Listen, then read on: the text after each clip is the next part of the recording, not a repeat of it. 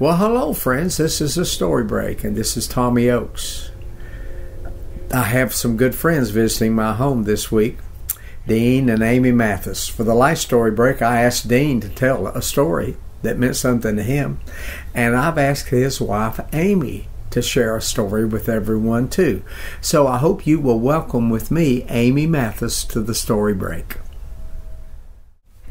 Once upon a time, in a land far, far away, there was a traveler, a lonely traveler, and he was going down a long and lonely road.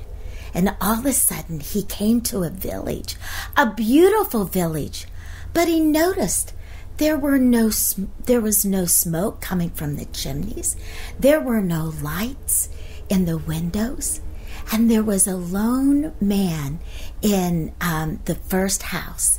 The lone man was a grumpy man. He said, "Move on, stranger, move on. We have no food in this village, and not enough for a weary traveler like you." And all of a sudden, the traveler, he said, "That's okay. All I need is a fire. I want to make some stone soup." And the old gentleman said, "Begone." And then he thought, "Well, we may have some wood." And the lonely traveler said, "Well, build a big fire. I will bring out my big pot, and I will make some stone soup." And so he built a big fire. And all of a sudden there was a little boy.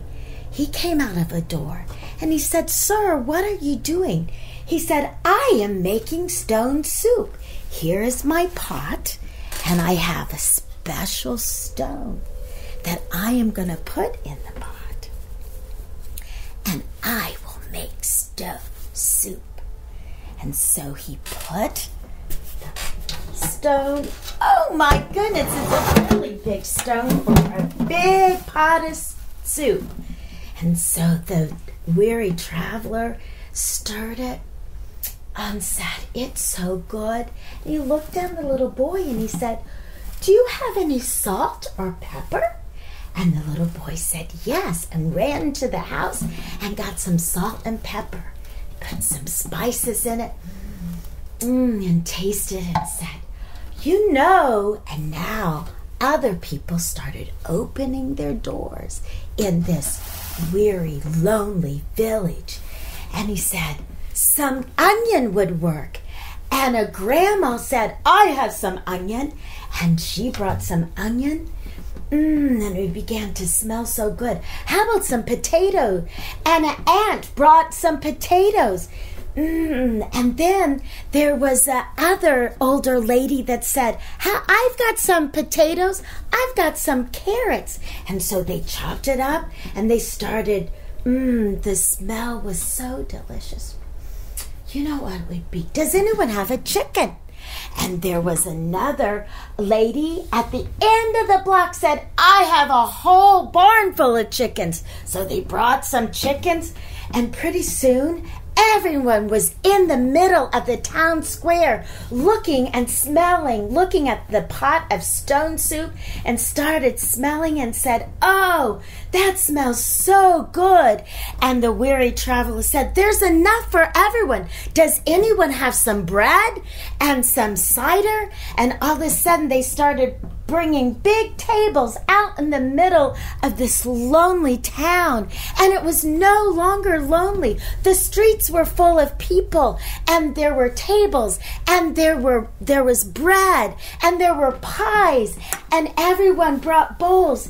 And the weary traveler said, "Well, let's all have a bowl of stone soup." So he started ladling the stone soup, and everyone started tasting it. Said, "This is the finest soup we have ever had." And they started eating it, and their bellies were full, and they were laughing, and they were singing. They brought out some fiddles and their dancing shoes, and there was a big celebration of stone soup. And they said, "Let's do this again next year."